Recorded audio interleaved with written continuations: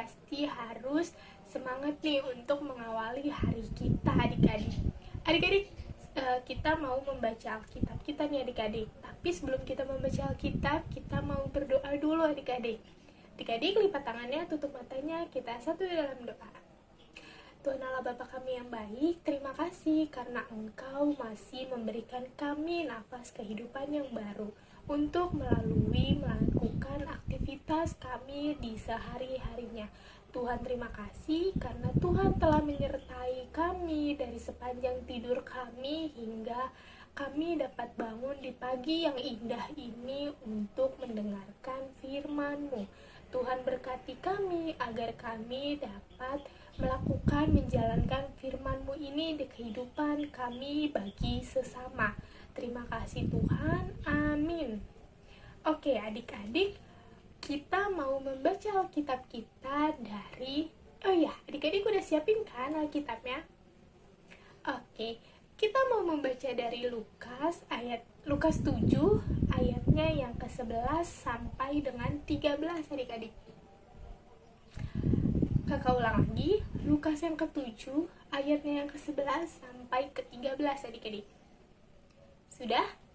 Oke, kakak akan membacakan untuk adik-adik. Disimak ya adik-adik. Kemudian Yesus pergi ke suatu kota yang bernama Nain. Murid-muridnya pergi bersama-sama dengan dia, dan juga orang banyak menyertainya berbondong-bondong.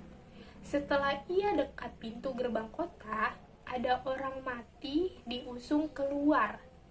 Anak laki-laki, anak tunggal ibunya yang sudah janda. Dan banyak orang dari kota itu menyertai janda itu. Dan ketika Tuhan melihat janda itu, tergeraklah hatinya oleh belas kasihan. Lalu ia berkata kepadanya, "Jangan menangis." Sekian pembacaan firman kita adik-adik. Adik-adik, kakak punya cerita nih untuk adik-adik. Didengarkan ya adik-adik. Nah, ada perempuan yang bernama Gaby nih adik-adik. Lalu dia mempunyai adik yang bernama Jebiah. Nah, adik-adik, singkat cerita, ketika Gaby ini sedang asik bermain, dia ini tiba-tiba mendengar suara tangisan nih dari adiknya yang bernama Jebiah tadi adik-adik. Lalu Gaby menghampiri adiknya nih. Gaby bertanya, "Kenapa kamu menangis?" Jeda menjawab, "Mobil-mobilanku tidak mau jalan, padahal tadi masih bisa berjalan kencang." "Sini kakak lihat," kata Gaby. "Ini kak, mobil-mobilan itu hadiah ulang tahunku dari mama." Gaby pun mengambil mobil-mobilan itu adik-adik. Adiknya yang bergegas menuju ruang tengah, ia membuka lemari dan mengambil sesuatu dari lemari itu adik-adik. Rupanya Gaby ini mengganti baterai dari mobil-mobilan milik Jedia adik-adik. Lalu Gaby menghampiri Jedia lagi nih adik-adik. Gaby berkata, "Udah jangan nangis lagi, nih dicoba mobil-mobilannya."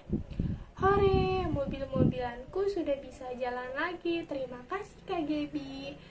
Nah, adik-adik, Gaby merasa kasihan melihat adiknya yang menangis karena mobil-mobilannya itu gak bisa jalan adik-adik. Rasa kasihan Gaby terhadap adiknya ini menggerakkan hatinya untuk menolong jadi adik-adik agar adiknya tidak bersedih lagi nih adik-adik. Kesedihan juga dialami oleh seseorang ibu di kota Naim nih adik-adik yang udah kita baca di Alkitab tadi adik-adik. Nah, seorang ibu ini bersedih adik-adik karena ia melihat anaknya, anak laki-laki satu-satunya nih adik-adik meninggal dunia adik-adik. Terus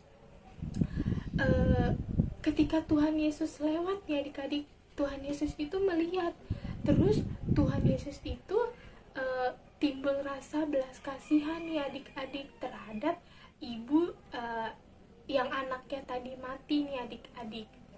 Terus Tuhan ini melakukan perbuatan dengan belas kasihan yang Tuhan rasakan adik-adik, supaya dapat membuat hati Tuhan menjadi senang nih adik-adik. Nah, Tuhan itu memiliki belas kasihan terhadap ibu yang tadi adik-adik, dan dia melakukan perbuatan yang hebat untuk ibu yang tadi adik-adik, agar ibu yang anaknya tadi meninggal itu merasa senang adik-adik. Tuhan Yesus segera menghampiri ibu yang tadi nih adik-adik dan berkata, "Jangan menangis." Tuhan Yesus menghibur ibu itu agar ibu itu nggak bersedih nih adik-adik, sama seperti yang Gaby tadi lakukan untuk adiknya.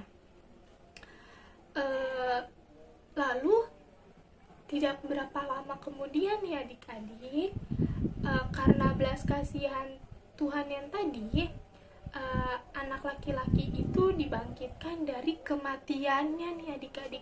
Tuhan Yesus membuat ibu yang tadi anaknya meninggal itu menjadi senang adik-adik. Karena kenapa?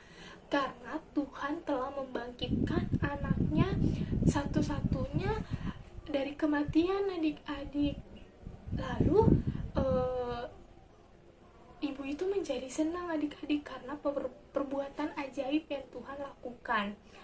Terus kita juga sebagai anak Tuhan harus bisa nih adik-adik melakukan perbuatan yang menunjukkan belas kasih pada orang lain adik-adik, teman atau siapapun yang sedang bersedih. Baru kemudian lakukan sesuatu agar mereka tidak bersedih lagi nih adik-adik. Jadi kalau misalnya adik-adik mempunyai teman yang lagi bersedih, adik-adik bisa membantu teman itu agar tidak bersedih lagi adik-adik.